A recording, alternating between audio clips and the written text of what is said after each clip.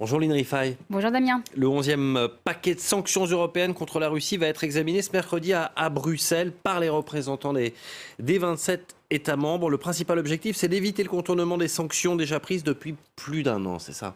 C'est ça l'objectif, Damien. Alors, depuis le début des sanctions européennes contre la Russie en février 2022, l'Union européenne a donc commencé à interdire l'exportation de nombreux biens vers la Russie, en particulier les composants électroniques comme les semi-conducteurs, de peur qu'ils ne servent à approvisionner le complexe militaire russe. Mais aujourd'hui, l'Union européenne veut aller plus loin en empêchant que ces produits électroniques européens ne parviennent en Russie en transitant par d'autres pays. Oui. C'est pourquoi les 27 États membres de l'Union européenne examinent aujourd'hui, ce mercredi, un 11e paquet de mesures restrictives contre Moscou. Alors, dans le détail, la proposition de la Commission européenne vise 541 sociétés, dont 526 sociétés russes, avec un objectif donc empêcher l'importation de produits électroniques en provenance de l'Union européenne.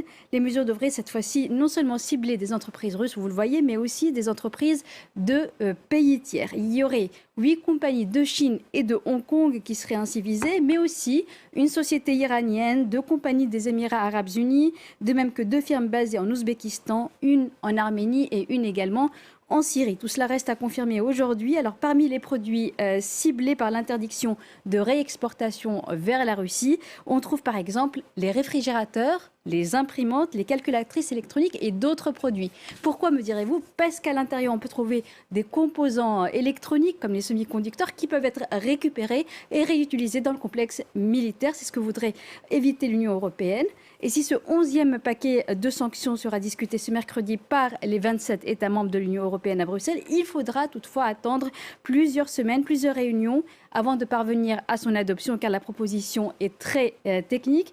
Le nouveau train de sanctions pourrait être soumis aux dirigeants de l'Union européenne lors de leur sommet qui est prévu le 30 juin. Et alors, on est déjà au 11e train de sanctions européennes contre la Russie. Est-ce qu'il y a vraiment un impact aujourd'hui sur l'économie russe? Alors, on va regarder cela en chiffres, Damien. Il y a d'abord l'embargo sur les exportations de pétrole russe. Il a bien un impact sur l'économie russe. Selon l'Agence internationale de l'énergie, les recettes pétrolières de la Russie ont chuté de plus de 40% entre février 2022 et février 2023. Les sanctions ont aussi un impact sur les échanges internationaux, les exportations et les importations russes avec le reste du monde. Selon la Banque mondiale et le Fonds monétaire international, les exportations et les importations ont fortement reculé en 2022, une tendance qui devrait se poursuivre en 2023. Le système financier russe, vous le savez, est également touché par les sanctions, des sanctions qui concernent 70% des actifs bancaires. Et puis, il y a aussi 300 milliards d'euros de réserves de la Banque centrale russe qui sont bloqués à l'étranger, dont une grande partie au sein de l'Union européenne. Tout cela a bien sûr un impact sur la croissance économique russe. L'économie russe détruit plus de richesses qu'elle n'en crée. En 2022, le PIB s'est contracté. Alors, il s'agit bien sûr là d'estimations, moins 2,1%, selon les estimations regroupées de plusieurs organisations internationales. Pour 2023, les estimations varient parce qu'on est bien sûr dans un climat complètement incertain entre une contraction du PIB de moins 2,5% et une toute petite croissance de plus 0,7%. Avec une marge d'erreur. Merci beaucoup Lynn Rifaille pour cette info éco.